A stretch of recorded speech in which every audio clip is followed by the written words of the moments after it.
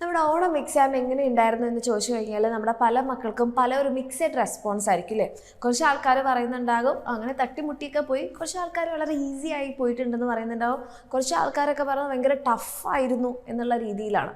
Okay, അപ്പം അങ്ങനെ ടഫായത് എന്തുകൊണ്ട്, അല്ലെങ്കിൽ കുറച്ച് പേർക്ക് എന്തുകൊണ്ട് ഈസി ആയി എന്ന് ചോദിച്ചു കഴിഞ്ഞാൽ അതിന് സിമ്പിളായിട്ടുള്ള ഒരു ആൻസറേ ഉള്ളൂ.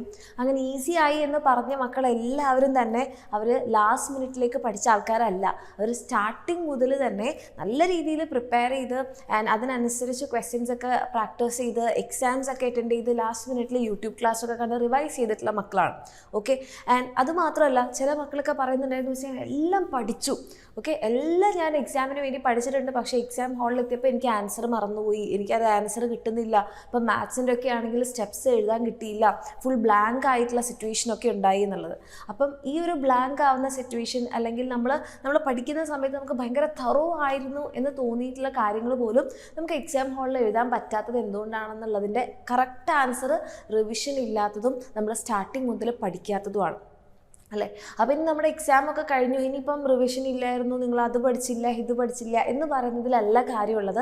ഇപ്പം നമ്മുടെ ഓണം എക്സാം നോക്കുകയാണെങ്കിൽ ജസ്റ്റ് ഒരു 1/4 പോർഷനേ കഴിഞ്ഞിട്ടുള്ളൂ.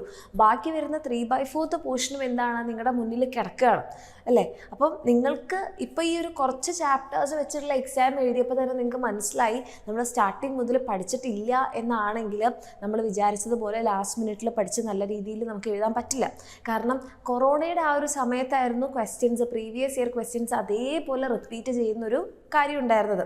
പക്ഷേ റീസെൻറ്റ് ഇയേഴ്സിൽ അല്ലെങ്കിൽ കഴിഞ്ഞ വർഷം മുതലും ഈ വർഷത്തെ ഇപ്പം നിങ്ങളുടെ എക്സാം അടുപ്പിച്ച് കുറേ കാര്യങ്ങൾ നമ്മുടെ ഗവൺമെൻറ് പറയുണ്ടായി.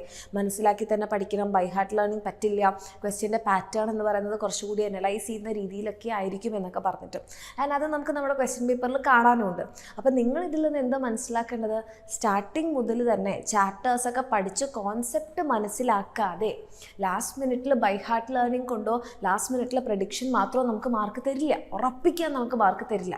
അപ്പോൾ നമ്മൾ എന്താ ചെയ്യേണ്ടത്, വേഗം തന്നെ പഠിച്ചു തുടങ്ങാം. അപ്പം നമ്മുടെ എക്സാമിൻ്റെ ബാച്ചസിൽ ഇപ്പം നമ്മൾ ഓണം എക്സാമായിട്ട് ലൈവ് ക്ലാസ്സൊക്കെ ഇങ്ങനെ സ്റ്റോപ്പ് ചെയ്ത് നിർത്തിയിട്ടുണ്ടായിരുന്നു.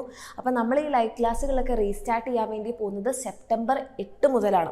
അതായത് നിങ്ങളുടെ ഓണം എക്സാമൊക്കെ കഴിഞ്ഞ് നിങ്ങളൊന്ന് ചില്ലായി ഒന്ന് സമാധാനമായി ഓണം സെലിബ്രേഷനൊക്കെ കഴിഞ്ഞ് സെപ്റ്റംബർ 8 മുതൽ നമ്മുടെ ലൈവ് ക്ലാസ്സുകൾ റീസ്റ്റാർട്ട് ചെയ്യുന്നുണ്ടാകും.